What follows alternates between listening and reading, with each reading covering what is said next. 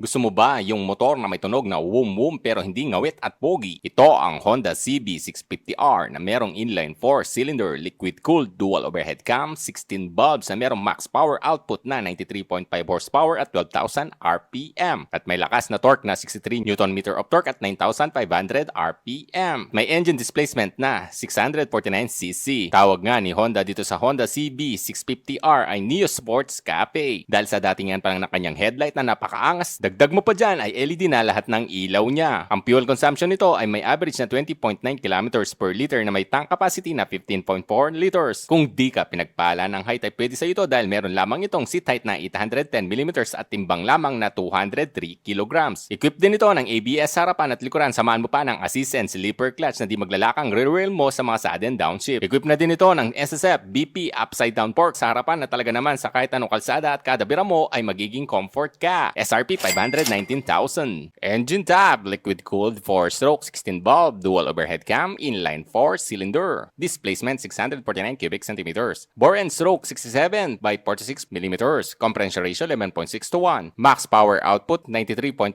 horsepower at 12,000 RPM. Max torque 63 Nm of torque at 9,500 RPM. Fuel tank capacity 15.4 liters. Fuel consumption 20.9 kilometers per liter. Clutch type wet multiple clutch. Transmission type 6-speed manual clutch. Final drive chain. Frame type material diamond steel. Overall length 2,128 mm. Overall width 784 mm.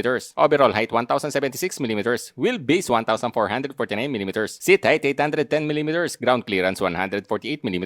Curb weight 203 kilograms. Suspension sa kanyang harapan 41 mm SSF BP upside down fork Showa brand at sa kanyang likuran mono with 10-stage preload adjuster aluminum cast swing arm. Front tire 120 by 70 by 17 tubeless yan at sa kanyang rear 180 by 55 by 17 tubeless din yan. Brake type sa kanyang harapan dual 310mm by 4.5mm disc with Nissan radial mount 4-piston calipers na equipped ng EBS. At sa kanyang rear single 240mm by 5mm disc with single piston caliper na equipped ng ABS din. Disclaimer lamang po, hindi po ako nagtatrabaho sa anumang dealer. Kung ano man po nasabi kong price dito, yun po yung updated na price sa araw na pag-vlog ko ngayon. What's up mga soy? Nandito tayo ngayon sa Honda Motorsports para i-vlog tong Honda CB650R. Ito yung naked version ng CBR mga soy. Napakaganda rin niya sa personal mga soy. So, yung seat height pala nito 810mm lang. So napakababa no. Bali susubukan natin seat height niya sa height kong 5'10 or inseam na 32 inches. So unang upo mga soy.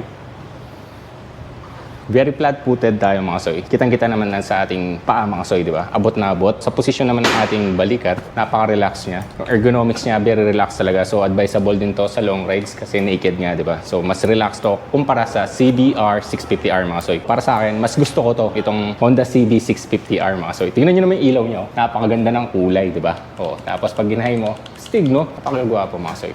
Ito ang Honda CB 650R. What's up mga soy? Nasa harapan natin ngayon ang Honda CB650R or naked version ng CBR mga soy. Para sa akin mas okay ito. Tingnan niyo naman yung ilaw niya, di ba? Napaka-futuristic pero medyo may pagka-classic yung dating niya dahil sa pagka-naked niya. Ayun o, ganda na kanyang LED mga soy. Napakaganda ano, round type. So pag hinay mo yan, yun, iilaw yun dito sa baba niya mga soy. So tayo muna natin. At napakasimple niya mga soy. LED rin yung kanyang turn signal.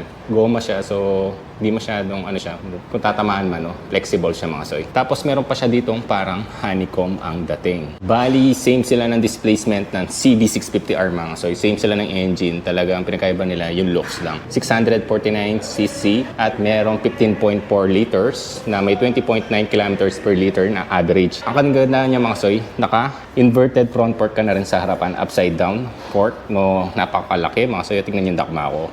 Solid.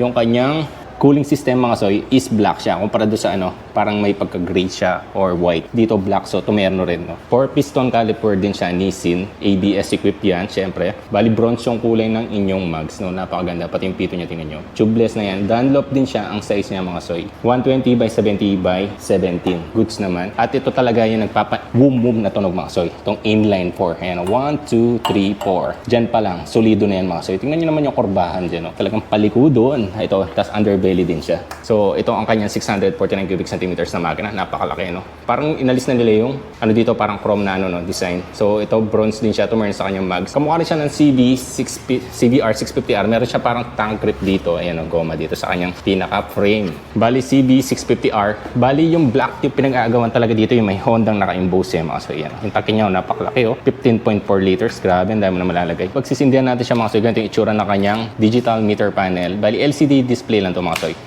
Ayan. So, halos same din siya ng CBR 650R. At pwede mo rin o-off yung traction control. Mga soy, hold mo na matagal. At ayan yung ano niya mga soy, meron siyang gear indicator, tachometer, at meron siyang speedometer dito.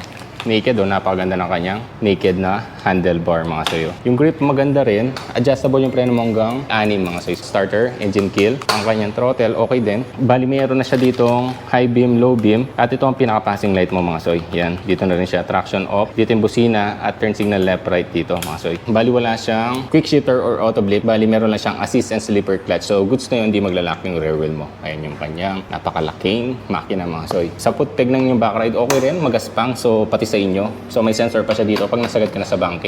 Chain siya. Ang sukat nito, 42 din siya mga soy. Tapos meron siyang tire hugger dito para kung iwas putik papunta sa inyong suspension sa likuran na adjustable din yan. Grab bar ng back ride nyo dito siya mga soy. Plastic to. Napakaganda rin ang kanyang pillion seat o ang kanyang upuan para sa inyong pinaka-rider mga soy. Napakaganda. Premium. Pati mga tahiyo. Yung taillight niya, LED na yan. Siyempre pati ang kanyang turn signal. Ang gulong mo sa likuran, napakalapad mga soy. Tingnan nyo yung dakma ko. Sobrang laki mga soy. Bali ang size nito, 180 by 55 by 17. Single disc brake siya mga soy. Bali single piston. Underbelly siya na exhaust. Bali ganito lang siya kasimple. Itong Honda CB 650R mga soy, di ba? Stig naked version ng CBR 650. Same lang naman sila ng suspension ng CBR 650R mga soy. Showa SF BP. Pagdating sa kanyang taillight, same din sila mga soy. Ayan, same sila ng taillight, pati ang kanyang turn signal. Pati ito mga soy, itong pinaka-fender niya. Same din siya doon sa CBR 650R mga soy. LED naman. Hello, good day. I'm Sherwin Carlos, sales marketing ng Honda Big Bikes. Ito pala yung CB650R natin na 23 model. Ang SRP price niya is 519,000. Ang down payment is 120,160.